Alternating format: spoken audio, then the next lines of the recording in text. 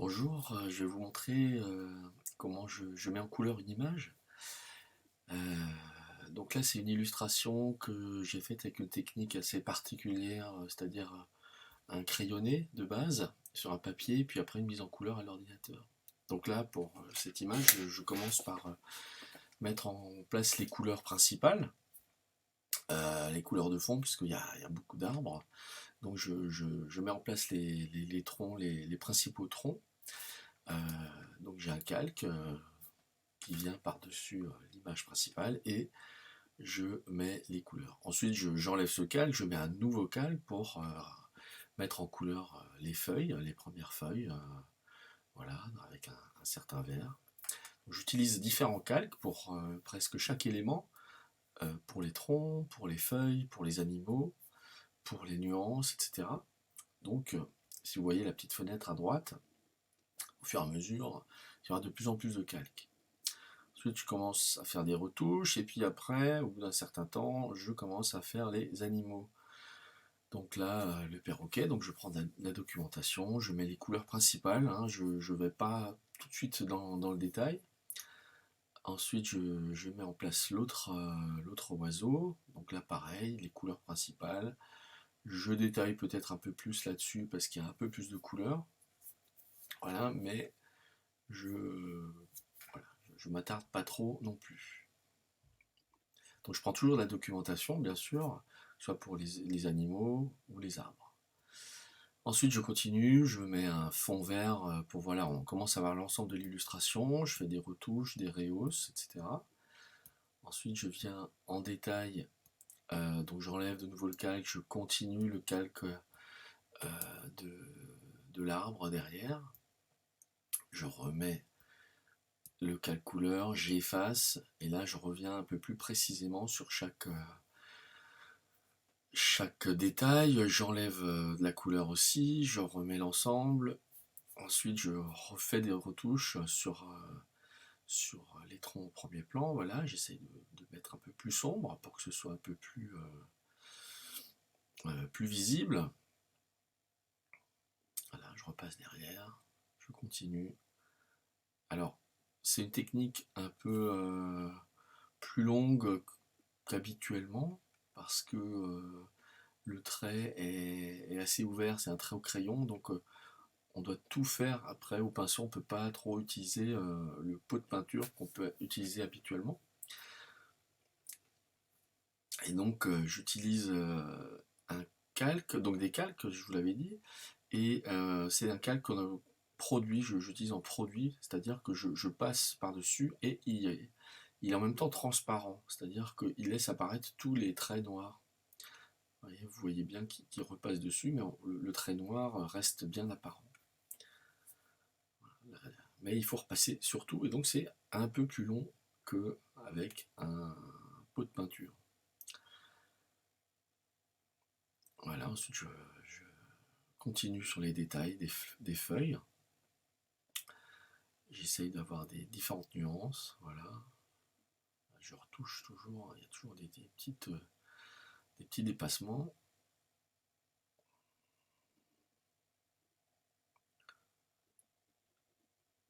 Là, je retouche un peu le fond pour avoir la couleur que je veux. J'assombris, je rajoute un arbre d'une couleur.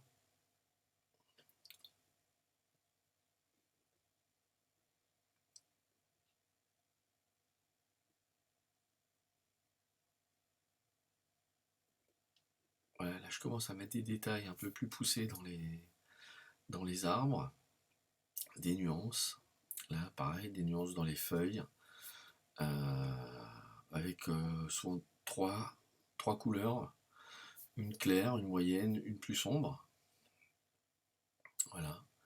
Là, pareil, je rajoute des détails, des verts différents.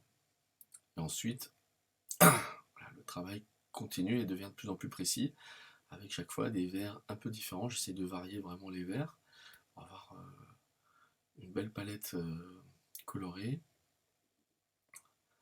Voilà, je détaille, je fais un peu plus sombre au premier plan. Je commence à mettre les couleurs sur les fleurs, les reflets sur les feuilles, mettre du volume.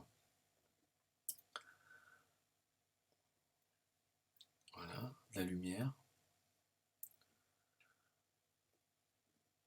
Ensuite, je retouche l'oiseau, je fais un peu plus lumineux, à l'arrière-plan aussi. Toujours recherche de doc, là pour cet animal, voilà, pareil, de la documentation,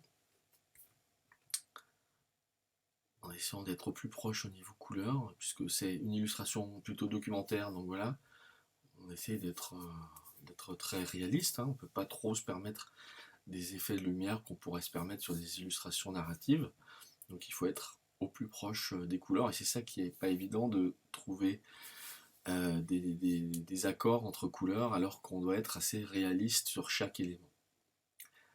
Là, toujours des retouches sur l'arrière-plan, je rajoute des détails que j'avais pas forcément mis au crayonné, juste avec la couleur.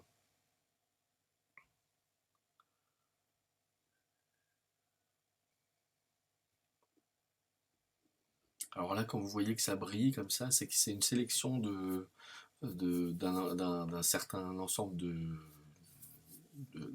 de couleurs qui me permet de retoucher ça sans toucher toutes les autres couleurs autour. Là,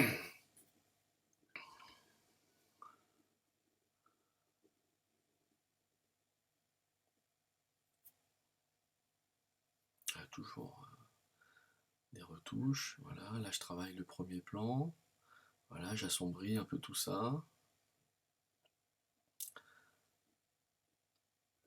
Là aussi, le premier plan est trop clair, donc j'assombris le premier plan pour jouer sur la profondeur, avec les feuilles plus sombres au premier plan et des plus clairs à l'arrière-plan.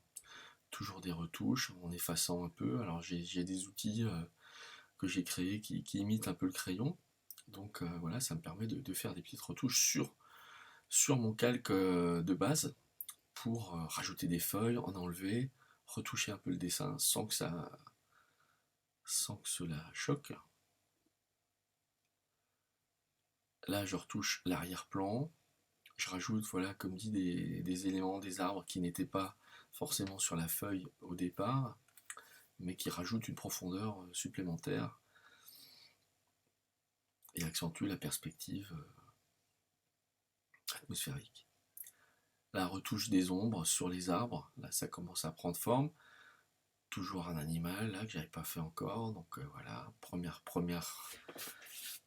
couche de couleur, puis après je reviens avec 2-3 couleurs par-dessus pour rehausser. Là aussi, c'est tout ça, c'est pas propre. Ensuite, j'attaque le serpent, voilà. Première phase, deuxième phase, troisième phase. Il y a souvent 2 ou 3 phases sur chaque animal.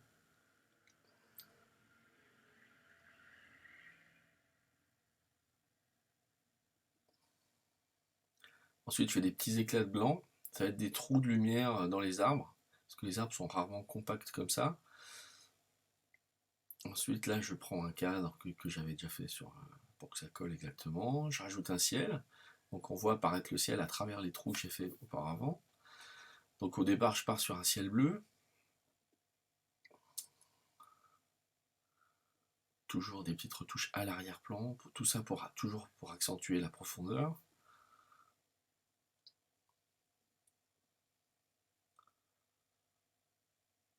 Et ensuite, le travail, voilà, je rajoute toujours avec mon effet crayon des petits morceaux de dessin sur le calque de base. Ensuite, je mets des ombres, voilà, les ombres. Donc je pars sur un calque avec une ombre un peu bleutée. Et là, on commence à avoir vraiment du volume, à pouvoir faire ressortir les choses. Chaque branche, chaque racine, là, les effets d'ombre de feuilles sur l'arbre. Voilà, on attaque le deuxième arbre. Voilà, tout ça, ça se met en place. Voilà. Et là, c'est comme si la lumière commençait à se poser sur l'image.